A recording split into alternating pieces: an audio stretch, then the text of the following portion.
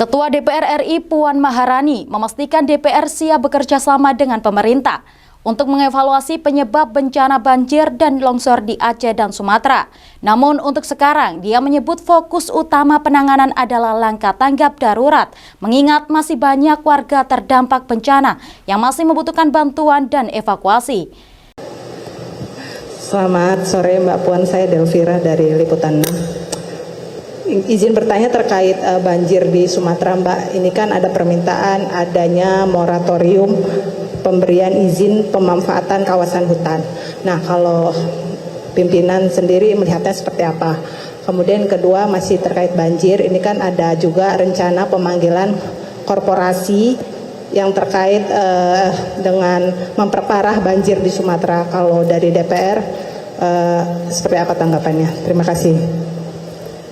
Pertama-tama saat ini semua sumber daya masih kita fokuskan untuk masa tanggap darurat. Jadi masih banyak korban yang belum ditemukan, masih banyak wilayah yang terisolasi, kemudian masih banyak bantuan yang perlu didistribusikan. Jadi pemerintah juga bersama-sama dengan seluruh elemen masyarakat termasuk juga DPR RI bersama-sama bergotong royong fokus untuk melakukan proses-proses evakuasi kemudian pendistribusian bantuan. Tentu saja setelah itu kita akan fokus masa rehabilitasi atau recovery, masa pemulihan bencana baik terkait dengan rehab rekon terkait dengan infrastruktur maupun rehabilitasi korban.